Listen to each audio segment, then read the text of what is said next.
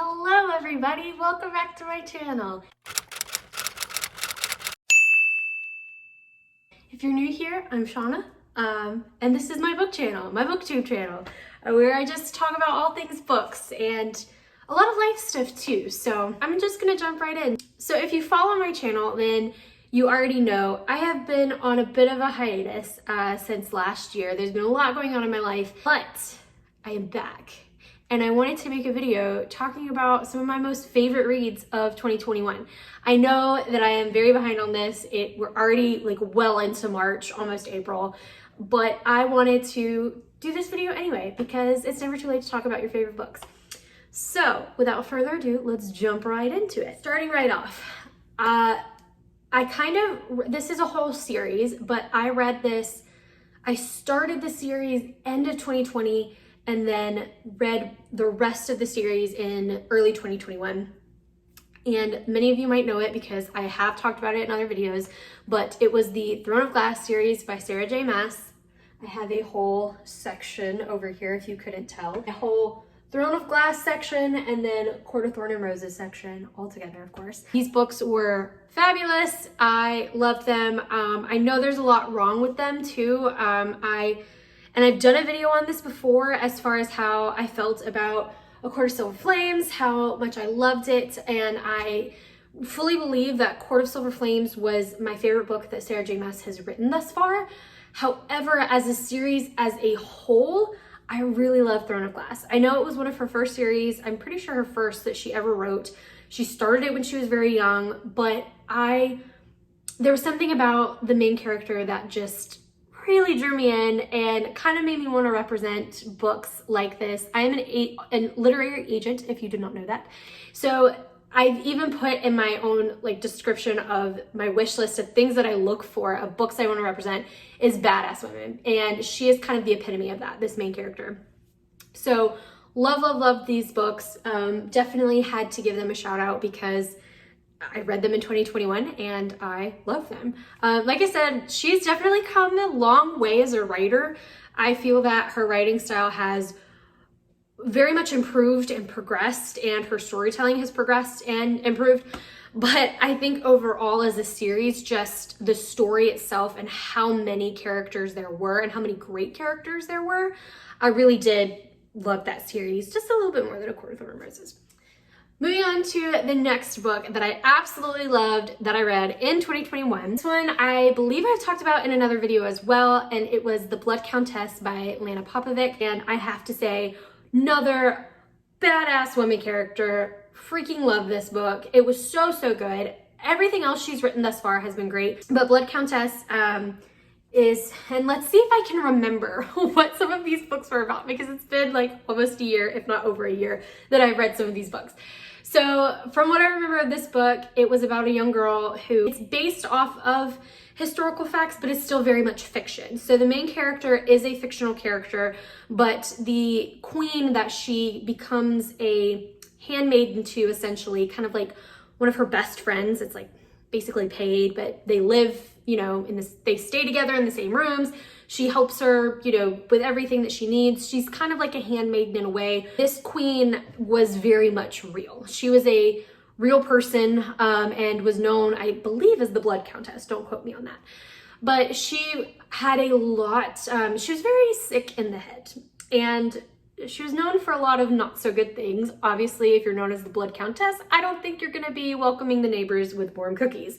So she had a lot of issues going on, but we follow our main character through this story, who becomes her handmaiden and kind of becomes her best friend and is almost grown to be her lover. So it's very interesting, and you see how thin of a line she walks though with this queen and this person that she is, being handmaiden to. And she has to deal with a lot of stuff. Let's just say that. But I loved this book. I loved Lana Popovic's writing. This wasn't the first book I read of hers. Hibiscus series, the duology that she wrote. I think the Hibiscus Sisters, I think it's called. Anyway, that's not the name of the book. That's the name of the series. But no, Hibiscus Daughters, I think was the first one. Anyways, I'll link everything down below. I'll put pictures here. But that was the series that I first read of Lana Popovic and fell in love with her writing style. It's so lyrical and gorgeous and so easy to get into. And in that first series, she writes a lot about a bakery and these delectables, and you just want to eat everything while you're reading this book. Of course, I was excited to pick up Blood Countess, and it did not disappoint. So that is why it is included on this list of my favorite books of 2021. The next book, I kind of already mentioned it briefly. Court of Silver Flames by Sarah J. Maas was another of my tops from last year. I have to say, first reading the book, me personally, I loved it.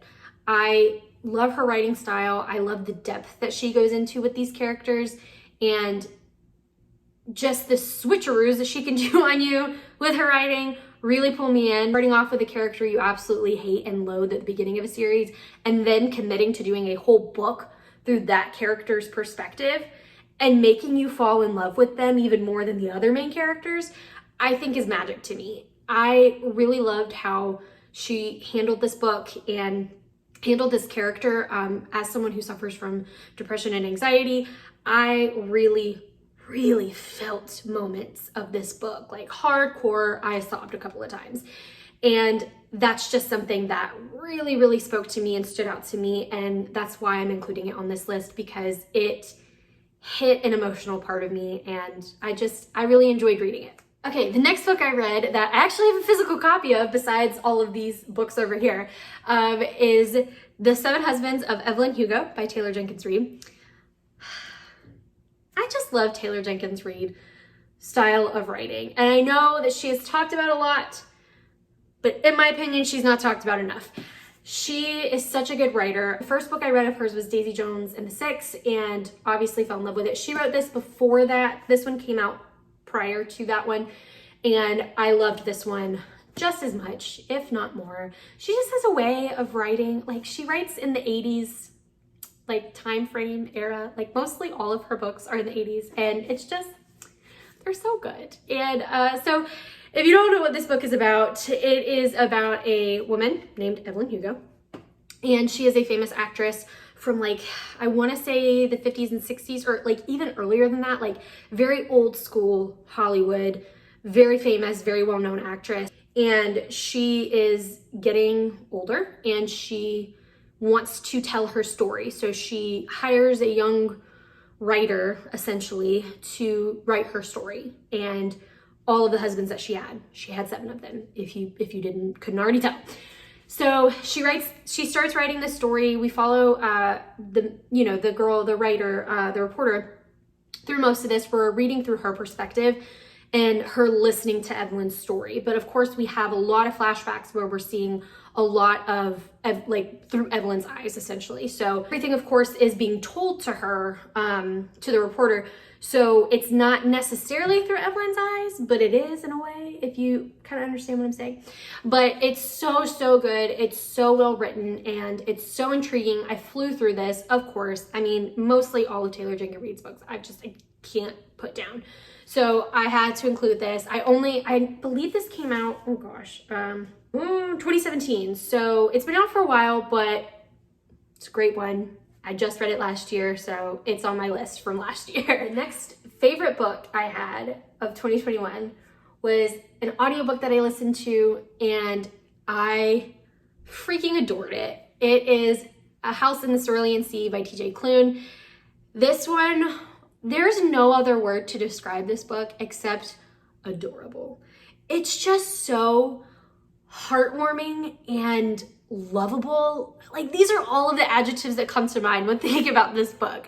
It's just so freaking cute, and I could not stop reading this one either. I had to sit in my car at times and just finish listening to this audiobook because I didn't have a physical copy. So this one is about a man who, and I'm sorry that I don't remember characters' names, even books that I love. I just remember how they make me feel, not necessarily specific plot points, so I apologize. But this book is about, our main character is a man who works basically, he's, he's kind of like a social worker in a way. So he visits these orphanages, English, oh my God.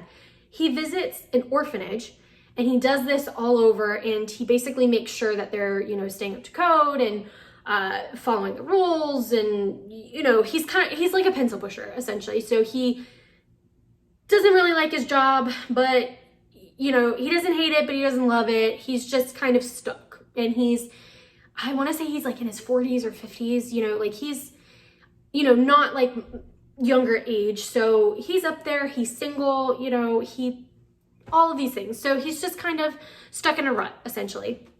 And then he is given this special task of visiting this orphanage of like peculiar children. And these are children that, you know, nobody really wanted to deal with. The system didn't want to deal with them. And I should preface all of this by saying this is a very magical book. So it's speculative fiction. It's based in the real world. It's not completely fantasy. It's very speculative. So, you know, one of the children that you meet is Satan's son. So it's his half son, or it's Satan's son, but his dad was Lucifer, his name is Lucifer. They call him Lucy, but his dad is the devil, and then his mother was human. So, and there's also another character that she's a gnome. So she's very tiny, of course, and she loves to garden, you know. So picture it like that. So these are all the children, though, that the system just didn't want to deal with. And this person who is running this orphanage, this man, took these children in, and he loves them and cares for them and has been doing this for many, many years. So our main character is sent to this orphanage to kind of review them, make sure that they're following all of the rules and, you know, such and such and such. So of course he starts to really get to know the man who runs the orphanage. He gets to know the children even more and learn about all their different unique, quirky personalities. And it's just, like I said, such a heartwarming book. It's so adorable, and it's so cute, and it's so lovable. And it was exactly what I needed at that time when I read this. And this is something I would definitely recommend to anybody, and also do a reread of myself. Like, I want to buy my own copy just to have, because it's just, that's all I can say. That's all I can say about this book. So the last favorite book of mine from 2021 that I read, It Ends With Us by Colleen Hoover. I know this one is definitely talked about a lot too, all over BookTube, Book Talk, Bookstagram, like everywhere. Everywhere you look, this book is talked about. And I can see why. It, like I said, made my list. It was so good. But I will say right off the bat, lots and lots of trigger warnings. There is a lot of moments in here that are very hard to read at times. So trigger warning for mental, physical abuse. Just know that going into it. Do some research on it beforehand. I'm pretty sure there's trigger warnings out there, and at the beginning of the book, I don't have a physical copy of my own. I borrowed it from the library, so I don't know for sure if it has it in there, but just know that going into it, lots of trigger warnings. So this book is a romance. It's so weird to classify it as a romance because it is, but it's not. Like, there's so many struggles and difficult things. Obviously, based off of those trigger warnings, you probably know what I'm talking about. I don't want to ruin anything, but I will say that it just wrenched my heart out. It was so well written and so good. But I have to say, as someone who has never been through situations like that, I don't know obviously how accurate or anything, but I will say that it tore me apart. It broke me.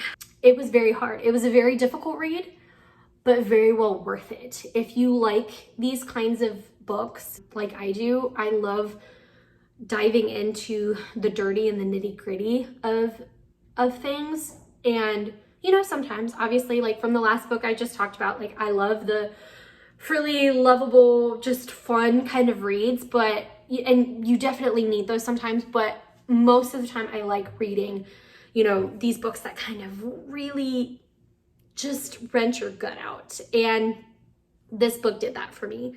It's so good. I'm still recommending it to people, but again, giving that huge trigger warning. There is a lot of things in here that you need to be kind of forewarned about. So do your research on it first, because like I said, I don't remember everything that happens in this book. I just remember a lot of physical and mental abuse in relationships and everything. So please, please, please do your research if you think this at all will be a factor in you not wanting to read it, which is totally fine.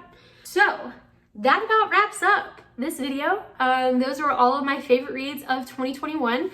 Of course, I read more and there were definitely other books that I loved, but these are the ones that really stood out to me that I remembered the most. I remembered how it made me feel, and it made me feel all the feels. So these are the ones that I wanted to just highlight and mention. I know I'm very, very late to this type of video, but it's here if you guys wanted to know. Stick around if you really like this video. I would love it if you hit the subscribe button, hit the like button, those fun things you say at the end of videos. But thanks so much for watching, guys, and I will see you in my next video.